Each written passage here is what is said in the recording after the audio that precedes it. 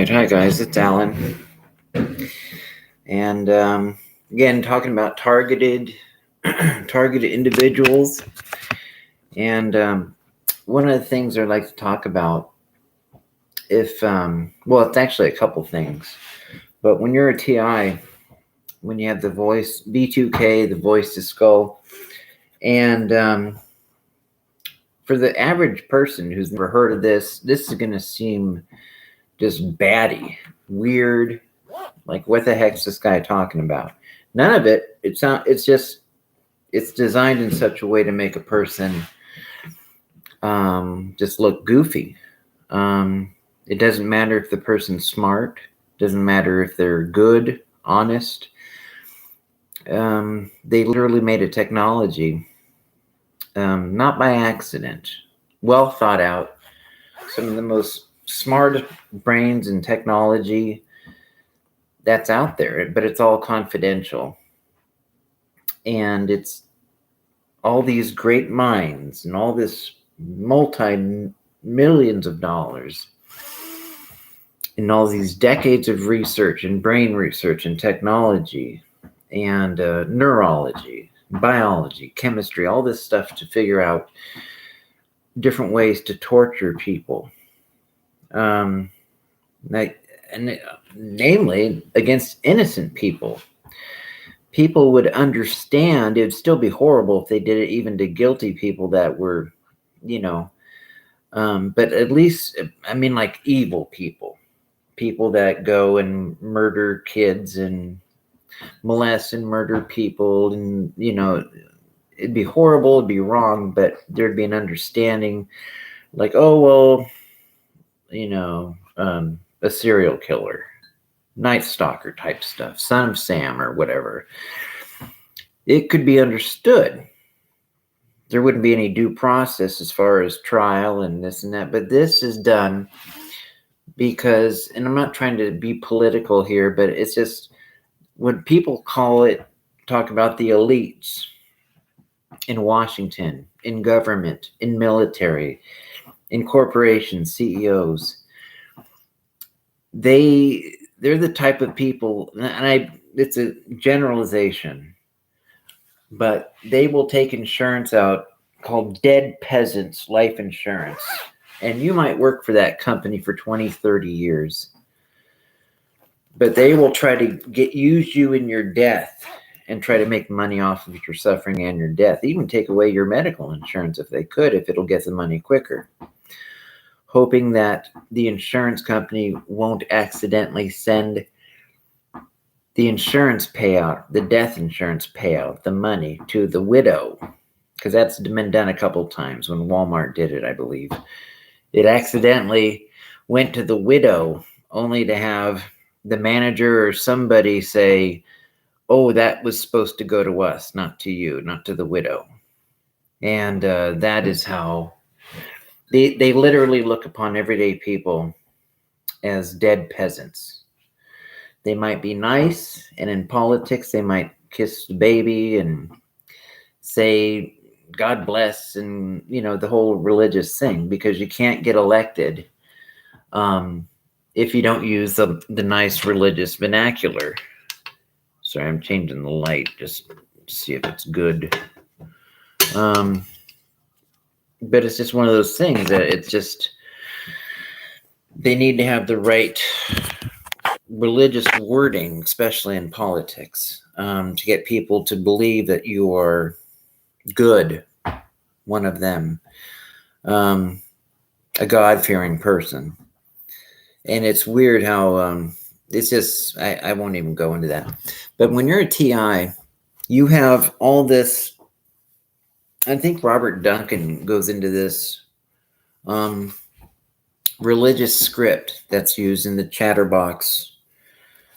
When you have V2K and synthetic telepathy, you can hear them using, and a lot of the background noise or just yapping is to find out, first of all, what it is your beliefs are.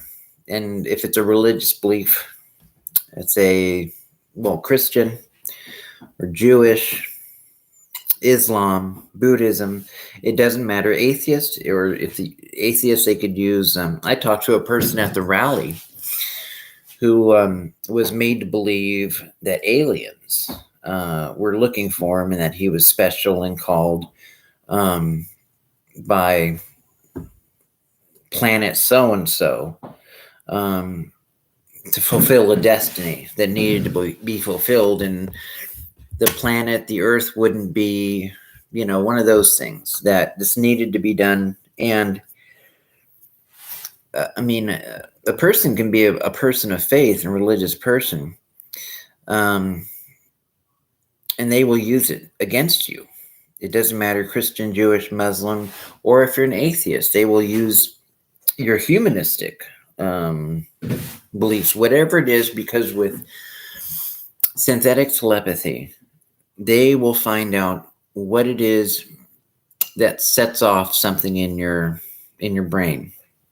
As far as, I don't know how far their neurology is as far as, but obviously if they have the ability to know what a thought is and can that quickly in real time tell you what this means and literally read your thought, whatever it is, even if it's an imaginary about, Happy Days and the Fonzie, remember that episode where he jumped the shark?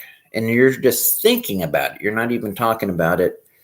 They will voice it back to you. Oh, yeah, I remember Pinky Tuscadero and the Fonz and jumping the shark and all this. And you're not even saying it. You can actually hear them repeating back to you what you were just thinking privately to yourself.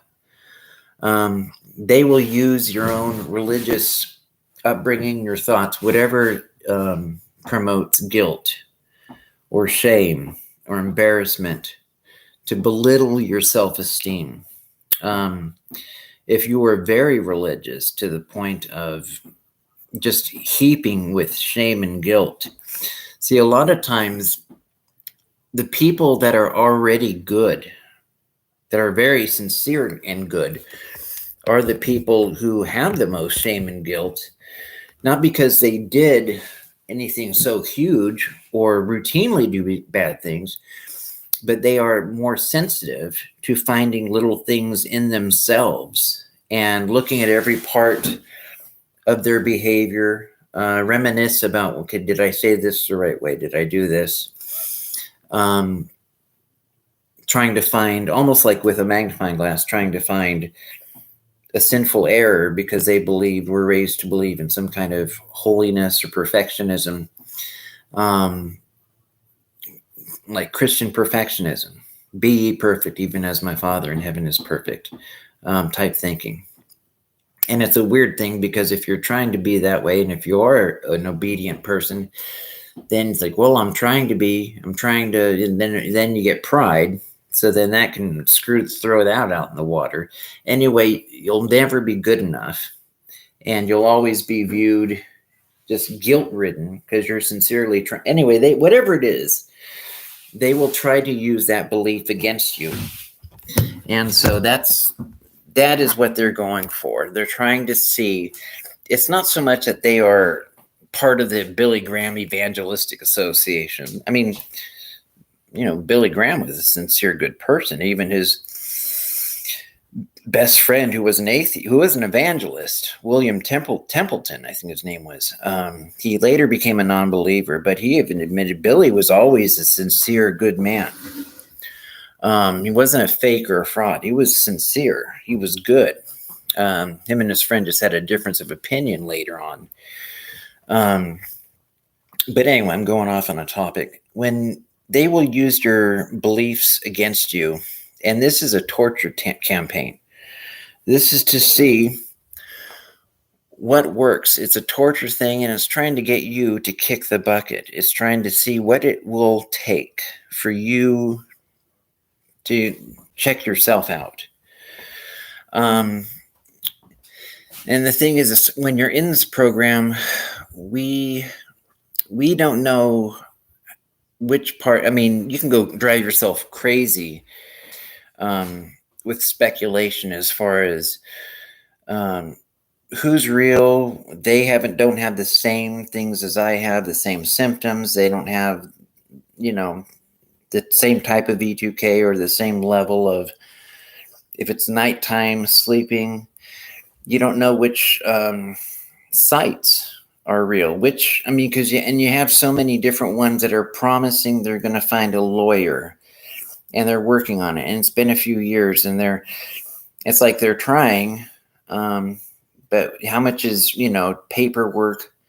How much is actually going to be thrown out because, there's not enough evidence to validate against a person when it's wireless technology? And how do you prove the damages were caused by someone in this extremely confidential, very secretive type of torture program? And they can use national security on it. National security. And we're just left to suffer. It's not so much, it's a secret. Not everybody in the world, but quite a lot of people have been part of this over the last 10, 15, 20 years. In Japan, it's been, Relax TV has got a site where it's Japan. Hey, Birgit. I just saw T over there on Scott Schmel's channel. I'm doing my thing on the religious scripts sorry about the site, the thing there. The religious scripts that we go through. Shoot, I can't even see that now. And it's just, even if a person's a Buddhist or if they're a Hindu, they will use that against you. Whatever your belief is, if it's Catholic, especially like in my position, I shouldn't say that. The only mental thing I ever had was a genuine, I suppose I still have parts of it, a type of religiosity where it's what they call scrupulosity. And it's where you're like, did I do this perfect? Did I do this the right number of times? Did I do this, and it can affect anybody if they're Jewish, Christian, Muslim, Hindu. It's just trying to follow it and study it and think about it all the time.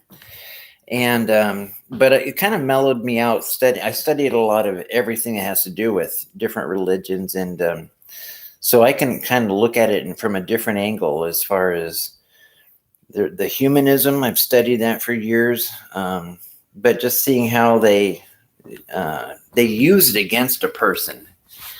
And what provokes a person to guilt, what provokes them to shame, what works on their self-esteem. So let me read your stuff here. Hello, Bridget. I hope you're doing good.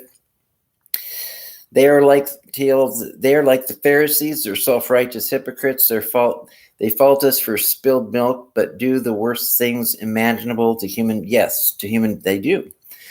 I got the V2K, so I can relate to what you're saying. I cannot relate to people who just have gang stalking. That would be nice to just have that.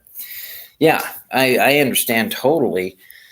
You kind of want to be able to relate to people who have had similar.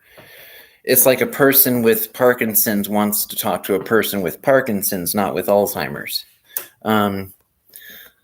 That's why we have all these cerebral palsy, or mental things like OCD clubs. It's like same with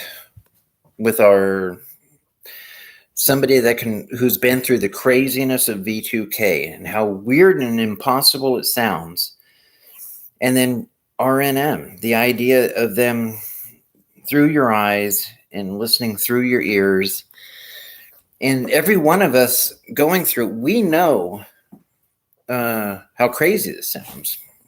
We know if we weren't in the project itself, we would have a hard time just kind of like, no, they might have the technology, but come on, our government wouldn't do that. I mean, our city hall, or police or sheriff or doctors, they wouldn't be behind something like that. They're nice people. They're religious. They're I've met them, this person or doctors, and they wouldn't be part of something.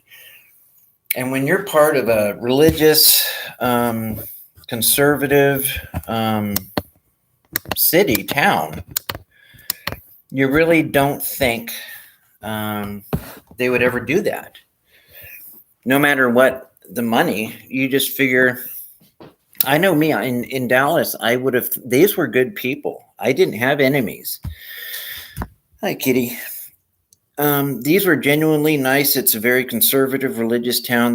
I didn't have problems. I didn't have enemies. Tons of churches. It's the place where even the grade schools have vacation school, weekday school of the Bible. Whereas in other places, that would be a separation of church and state issue. In Dallas, at all the grade schools, either the secular grade schools, the public grade schools, if parents don't want their kid to go, then they can sign a waiver form to not have their kid go if they don't want it.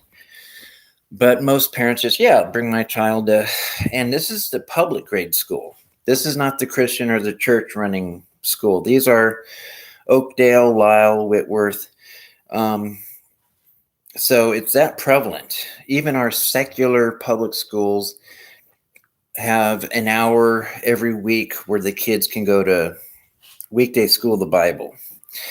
So you wouldn't think a town like Dallas, Salem maybe, but you certainly wouldn't think a town like Dallas with all their drain the swamp, all this drain the swamp. We're not going to take federal money to do evil. And there's nothing more evil than torturing somebody to the point of suicide and torturing somebody. And they're also very pro-life, unless there's money involved, evidently. Suddenly all that moral, all that character, all that family values, that went out the window real quick when it came down to, we get a lot of money, and how many people, they all went in on it when this amount of money, or if it comes out that this is what we're doing, let's hope the person just kills themselves quick and won't find out about it. Whoops, already found out about it. And they almost got me. I fell out a window, had to learn to walk again. And not one person in the 5 or 6 years since where I had to learn to walk again ever came up and said, we're doing this. We feel shitty about it. None of it. It's just, they're doing, if I go there, it's just the same old. I moved to Salem, but it's just hush, hush. But now that I know, the good thing about it that I'm happy about, and I do mean happy, is I literally went 30, 35 years since I was 15. I'm 50 now, where I had this pain, constant side pain, where it felt like a heart attack started when I was 15. I didn't know what caused it. But with V2K and finding out this is what happens to target individuals, V2K often, and direct energy weapons. And once I realized that's what it was, and then they started doing it, and then with the V2K, you can hear them, they're really saying, that's us. We're the ones doing that. And it's just like it opened the awareness and just like, oh shit. That's why nobody could cure it, because they couldn't fix it, never cured it. They gave me, thank goodness, they gave me pain medicine for it, at least, to their credit. They at least did that. But it's like, I was the top 4 or 5 people I was thankful for. It was the doctors that helped me. And, I was in so much daily pain, they gave me medicine for it. But I never figured out what it was. It wasn't until, top 5 people I was thankful for.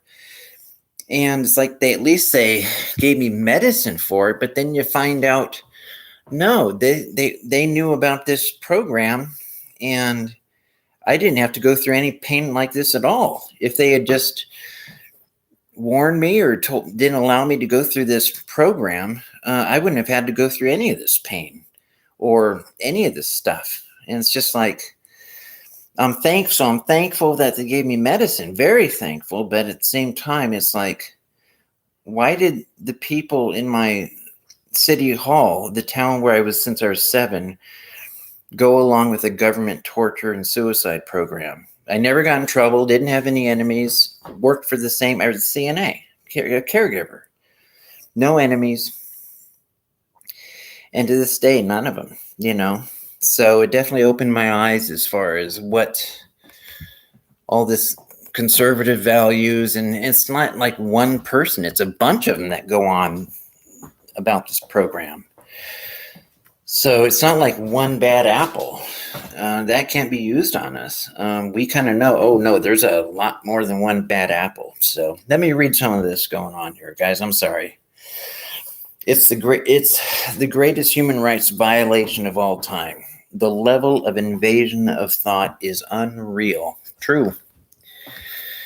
I mean, for the person who doesn't understand that if this is real, this is. Again, if you Dr. Robert Duncan, he's one of the scientists that helped make this technology. At the time it was compartmentalized. So the scientists, doctors didn't realize it was when it's all put together what this was going to do to people, I'm guessing. But once it all got put together, then some of them realized, holy shit, this is horrible, and we made it. And a couple of them felt bad enough to say, let's at least make people aware of it. Let's make them aware. But the thing is, you would think a lot of these people would be yelling at the top of their voices to make people aware. To, like Paul Revere, the British are coming. The British are coming. And it's like there's tens of thousands of people working in the intelligence areas for the United States government. And for 20 years, they kept on saying the weapons, the war is going great. Weapons of mass destruction, whether it's this or that, or when it comes to how many people in the intelligence services, CIA, FBI, DOD, Department of Defense, all the different, NSA, there's only 2 people that are well known. Edward Snowden and the one that Bradley Manning, Chelsea Manning now. That and John Karaoke, who blew the whistle on CIA torture. But there's tens of thousands of these people working on it and in the military working on torture. But barely a handful of people that actually do blow the whistle, actually do risk their career for the betterment and saving the lives of their fellow Americans and fellow human beings. This idea, and I myself have some liberal tendencies, but this idea that there is a lot of really good people, but I think for whatever reason, this whistleblower thing, they just, anybody that blows the whistle on the government, Julian Assange style, suddenly doesn't get praise. They have to run for their life. They get to, so it's one of those things. Anybody that says anything about this program, it's like, it makes you wonder about the Havana syndrome. It's kind of one of those things that the government itself put out there as a story. Let it happen, because the government's not putting too much TI stories out there, but they are allowing Havana syndrome stories to go out there. It's almost like there's too many of us out there, and so they want to blame it on somebody else. Well, yes, these weapons are real. They can torture people, but we can blame it on China. We can blame Wuhan on China, and China alone. We can blame V2K and all this on China or Russia or Havana, Cuba. Cuba is just like MIT or Stanford when it comes to, they're just one of the powerhouses of technology. And really, Havana, Cuba. I mean, they don't even think this through.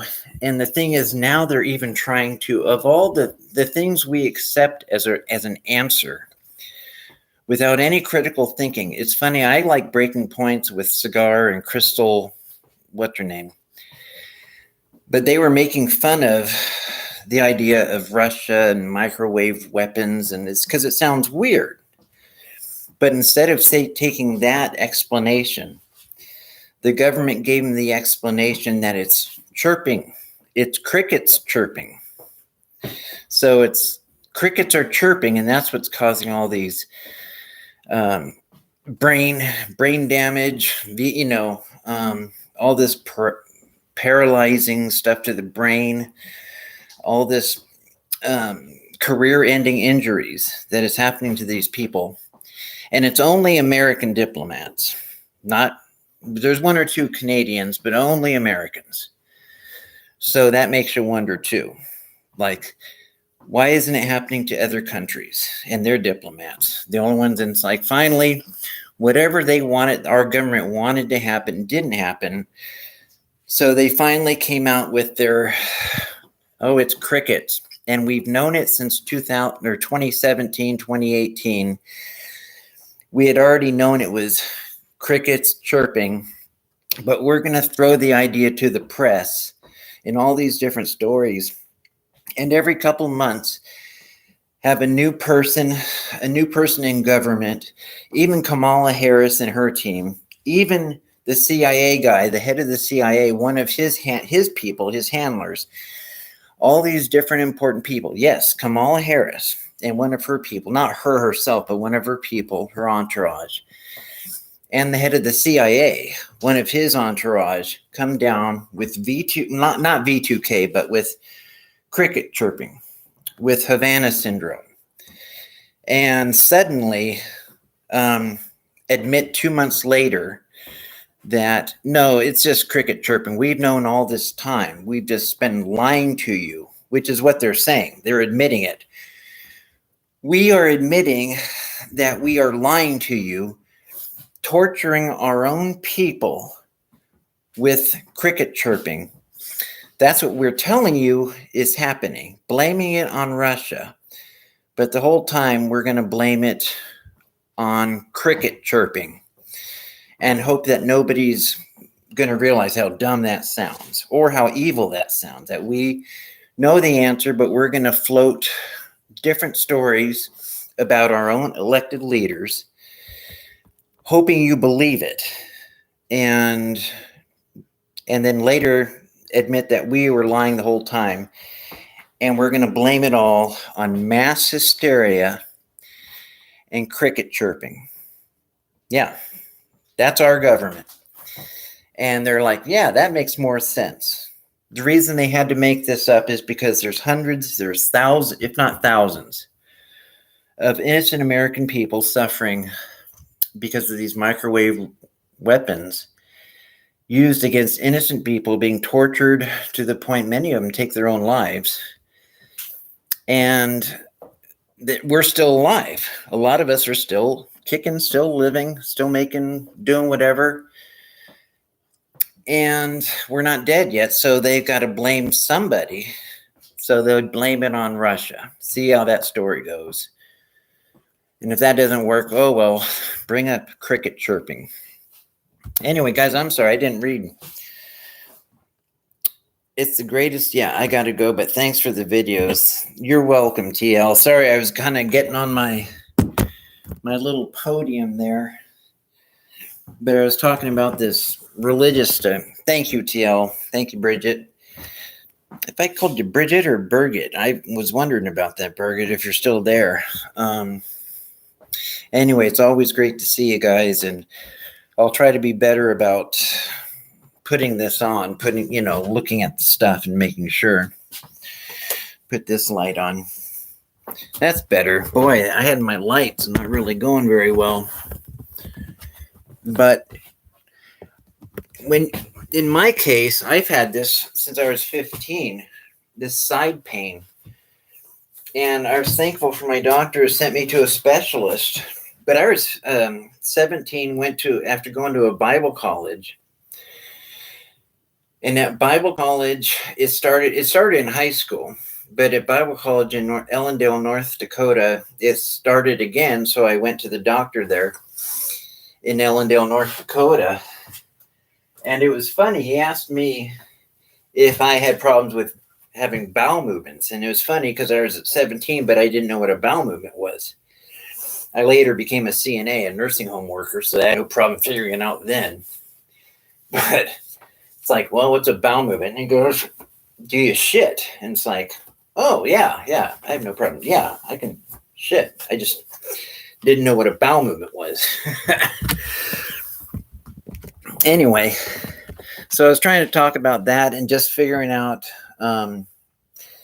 I kind of went off on the Havana syndrome, but most of my books have to deal with theology or humanism, because I can appreciate people from different viewpoints, different beliefs, fundamentalists to atheists. I've studied so much of it, but I didn't know, being a TI, and I remember what Brian too was saying, that a lot of this is part of a program, that even the repetitive thoughts of this religious script can be done at an early age. Now, I don't know how early of an age, if it's people are born with, babies, or if it's done when you're a teenager, but I know ever since 7th grade, I just constantly was reading this stuff, apologetics, philosophical theology, trying to prove creation, evolution.